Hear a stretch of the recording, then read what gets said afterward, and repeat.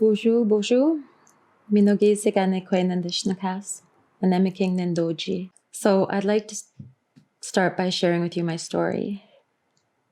I've been a teacher for over 20 years, and I believe that my calling is teaching. I know that I was meant to teach my mother's people. And I first started teaching in the Arctic. I taught on a little island called Igloolik in Nunavut, and I spent 4 years up there. And I had incredible personal growth. When you remove yourself from your culture, your land, your food, your housing, social values, you learn a lot about yourself. And I think that's where I first started having my first real life changes from living up there. Over the past 20 years, I've been fortunate enough to receive a lot of teachings from elders, from community members, but also from children and how to teach them better. I don't often share my story. I feel that you have to earn the right, or I have to feel comfortable to share my story with you. But because this is for teaching purposes, I'm going to. I never did well in school. I always had a hard time. It wasn't until I was, I think, 40 that I was diagnosed with ADD and something called complex PTSD. So PTSD is when you have experienced a trauma in your life, and complex PTSD is when you've had trauma after trauma after trauma after trauma. And so you develop coping skills to deal with it. And what might be a coping skill for that time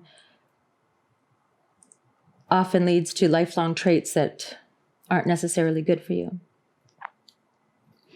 I believe, though, that because of the trauma that I went through when I was young, not doing well in school, I also had a long history with drinking and doing drugs and I would say very risky behavior.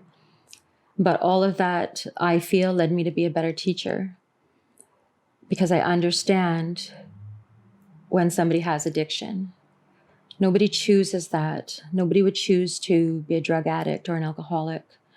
It's a way of coping or a way to escape what you're remembering or what you can't escape in your mind. I feel that if you look for the good in people, you'll find it. And if you look for the bad, you're going to find that too. To be a successful teacher, if there's any student teachers or new people coming who are watching this, I believe it's important that you have to understand and know who it is you're teaching and to be mindful and to observe at first. And for the students, I know for myself that anything that's good about me came from my mother. Her teachings, her values, her morals. And I never wanted to disappoint her or for her to be ashamed of me. And it just takes one person to believe in you for you to have success. I've been brought up in two different worlds, and I never felt like I really fit into either one. There weren't a lot of Anishinaabe people in this city when I was growing up, and I remember people doing a powwow dance around my sister at school or calling us squaws and rat face and chicana. But then from the other side, you're not brown enough or you don't speak the language. So I never really felt like I fit in either world. The one place that I've always felt that I fit in, though, was the bush. And for me, the bush is my church. That's where I feel closest to the Creator, where I feel connected, and everybody belongs there. I love bringing my students to the bush, and I love sharing the teachings that I've received in the bush. And I find all students feel excited and alive and that they fit in and the teachings are meaningful. One time, Kathleen took me up to Deer Lake. We were doing some teachings up there. And when we were doing the opening, there were some students who were uncomfortable because we were painting drums and we were creating drums. And I shared with them when we opened that I can pray in any way. I can pray in a Christian way. I can pray in a traditional way. And I might meet someone who's Buddhist or from a different religion, and they might teach me another way to pray. And that's my connection to the Creator. So there's no wrong way to pray. And I welcome for somebody else to teach me ways that they've learned, because that's my connection to the Creator. And it's not about a particular ritual or practice. I believe in gentle teachings. Students learn best. I feel that when you're gentle with them, as opposed to sometimes the harshness that we receive, and that you arrive when you arrive. If you come to my classroom and you don't know a B from a P, then that's where we start. My job as a teacher is to take the curriculum and to take the student and to make it meaningful. That is my job. Something that I realized was that I had some catching up to do. I behaved like a child for a long time throughout the course of my life, and my behaviors to certain things, I responded like a child. It was almost like arrested development, that I stopped growing at a certain point when certain things happened to me. And I realized that when I spoke about certain things or when I went through certain experiences, I behaved like a victim. My body language, my tone of voice, what I was saying, how I was presenting myself, I realized everything about me was a victim. And I realized at that moment, I am not a victim. I am a strong woman. I am a strong Anishinaabe. And I was always told from my mother and my grandmother, you come from a long line of strong women.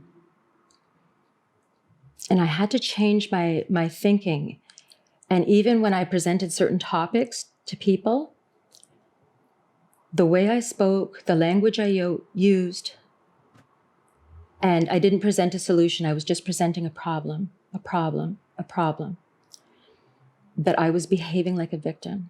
And I became aware of this and made a conscious effort to go through life not as a victim, to go through life as a strong woman.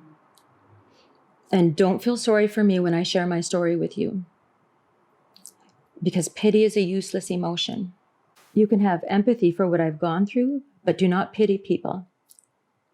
And as a teacher or as a woman who cares about other human beings and living things, my purpose is to empower you. I acknowledge what you go through, but to not see yourself as a victim. Our jobs as teachers, when we're put in this position, our job is to carry the people. We're actually beneath the people, and our job is to carry the people. That is why nobody is up here for me. Nobody is down there. And when you truly see yourself equal to everyone else, then you won't feel uncomfortable talking to other people. You'll never make somebody else feel less than, and you'll never feel intimidated by another.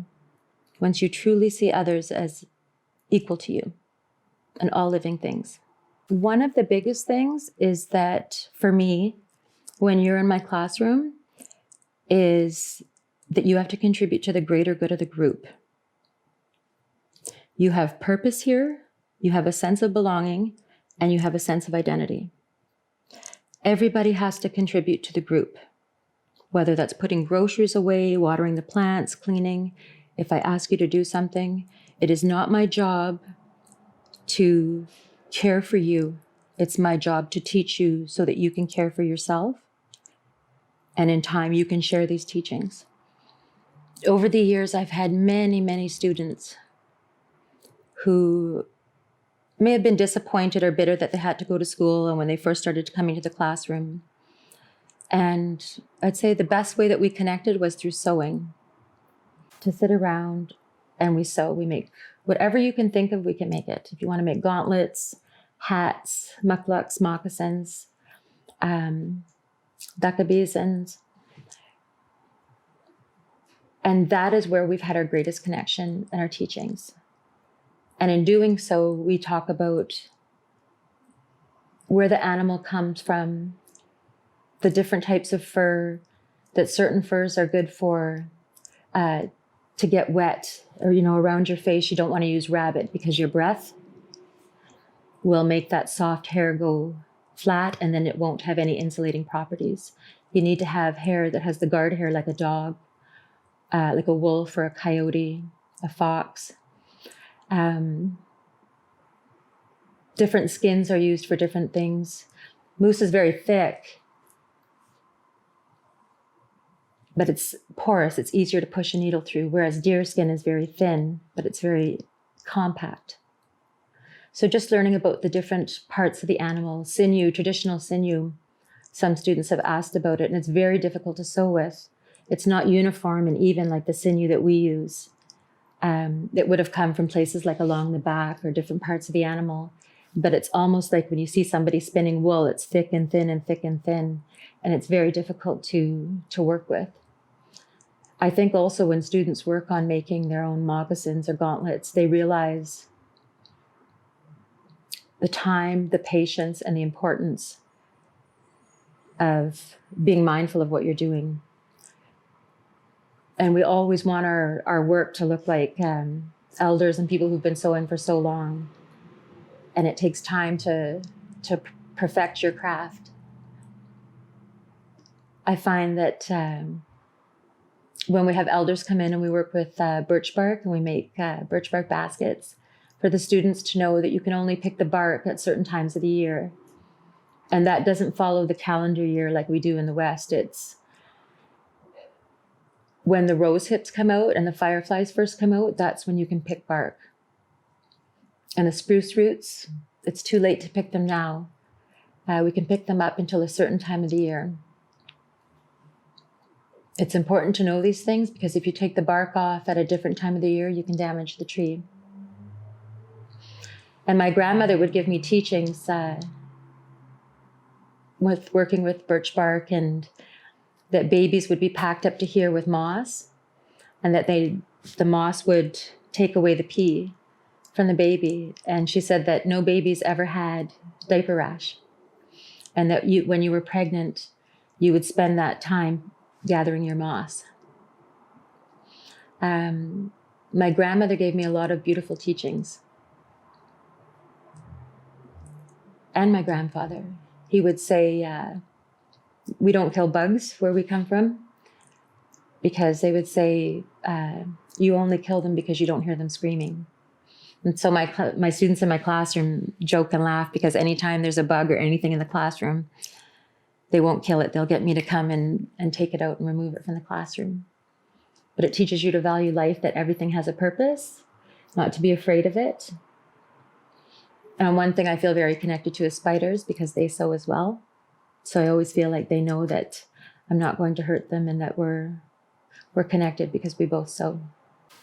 Your arms are kept, you're bound like this, and your first job as a child is to observe, to pay attention. In the Western world, we stimulate. We put toys, we have different colors, we have different things hanging, we have jumpy things.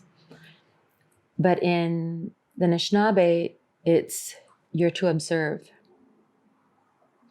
And often, just from my years of experience, I've seen teachers that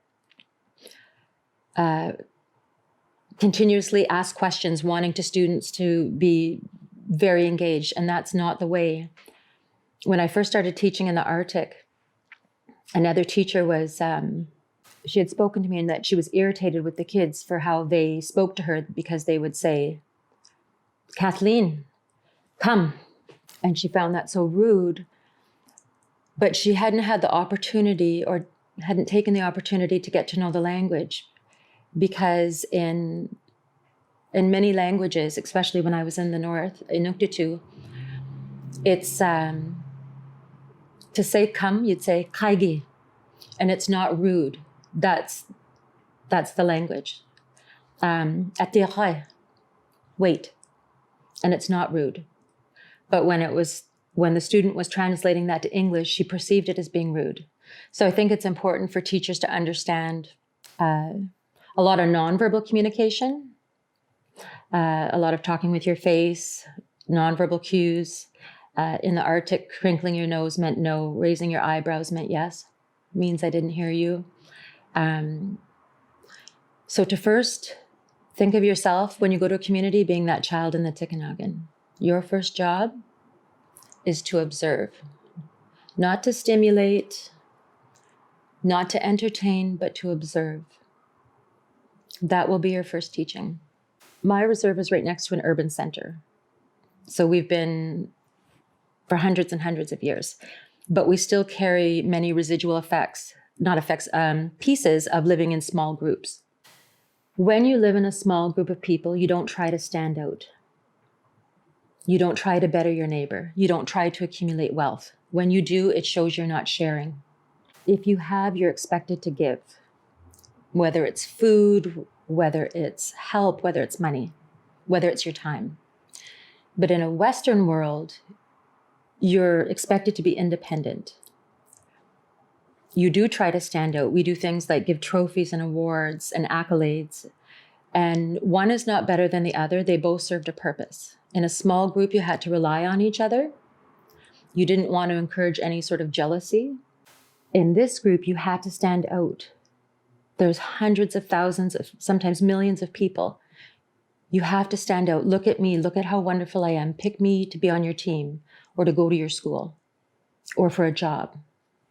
So one society raises people to stand out as an individual so that you'll be selected. In this one, it serves a different purpose. You have to think of the group, the greater good of the group before yourself. And like I said, one is not wrong and one is not right. They're just two different.